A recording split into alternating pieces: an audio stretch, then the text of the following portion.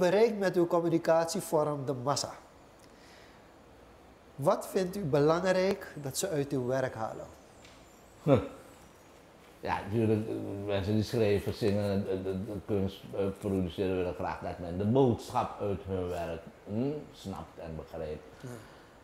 Dat wordt niet vaak gebeurd ook hoor. Wat is de belangrijkste boodschap uit uw werk? Kijk, het stukje zelfreflectie, dat je jezelf kan herkennen erin en dat van anderen daartegenover kan worden geplaatst. Het zal nooit vanuit één hoek zijn. Er zullen altijd meerdere invalshoeken zijn op het probleem. Zoals we aanvankelijk kijken of zo, voor, tegen, midden. Weet je, dus mijn wekelijkse column op Sta-Nieuws heeft dat ook steeds. Meerdere meningen over hetzelfde ding. En daar haal je eigenlijk uit van, het is niet één ding dat het is. Het zijn meerdere vlakken van elk ding. Er is altijd een contrast, hè? Er is contrast niet alleen, er zijn allerlei nuanceringen. Net zoals een diamant, je kan hem van alle hoeken uit bekijken, van onder zelfs, van boven. Nou ja, ik kan ook andere dingen nemen dan diamant. Ja, het blijft toch wel steeds anders. Hij ligt breken en noem maar op. Dus je kan de dingen vaak van meerdere kanten en dat zie je niet vaak gebeuren. Men houdt steeds vast aan, dit is mijn mening en daar blijf ik bij. En hou je mond als je even buiten mijn lijn gaat. Die boodschap wil ik wel doorgeven, dat er meerdere lijnen invalshoeken zijn.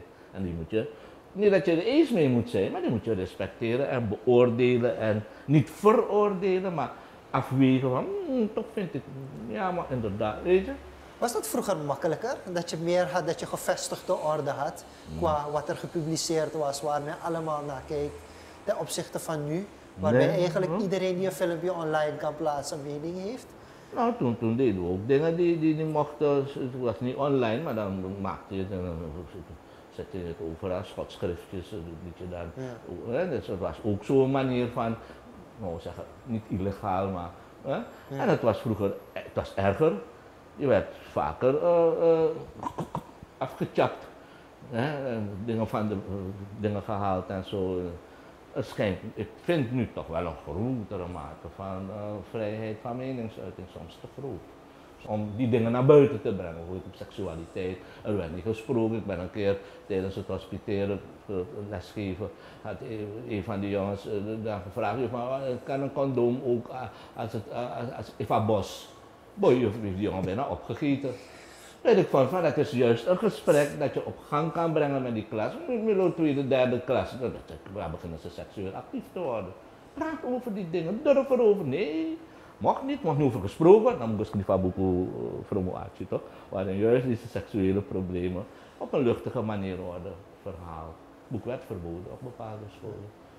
Voor mij is het juist die vrijheid, de bewustwording van dat men zoveel vrijheid heeft nu. En dat je nu in een tijdperk leeft waar eigenlijk alles kan.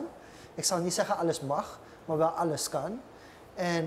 Maar ik vind het wel heel interessant dat u aanhaalt van ja, we hebben nu inderdaad veel meer die vrijheid. Want ik heb toch wel het gevoel dat men dat een beetje begint te snappen.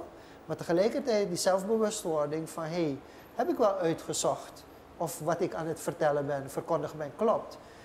En het gaat zelfs zo ver dat jongeren nu, kijk toen ik naar school ging, en we gaan straks ook een keertje over generaties moeten praten, want ik word gezien als de jonge generatie, maar er is een generatie die jonger is dan mij, die nog nooit een koe heeft gemolken of heeft gezien hoe je een koe moet melken. En die dan vervolgens dingen verspreiden over koeienmelk op het internet die gewoon niet waar zijn. En dan moet je even inspringen en zeggen van luister, dit is toch wel iets anders. En dat hebben we nu heel erg veel, dat mensen op het internet dingen hebben gevonden. Voor hun gevoel iets over dat onderwerp weten. Maar eigenlijk nooit een praktische ervaring hebben meegemaakt. Hoe dat daadwerkelijk in elkaar zit. En dat neem ik wel ook een beetje in mijn bewustwording. De bewustwording die ik wil brengen bij jongeren wel mee. Ja. This is another Supreme production. Supreme TV. To entertain, to inform, to inspire.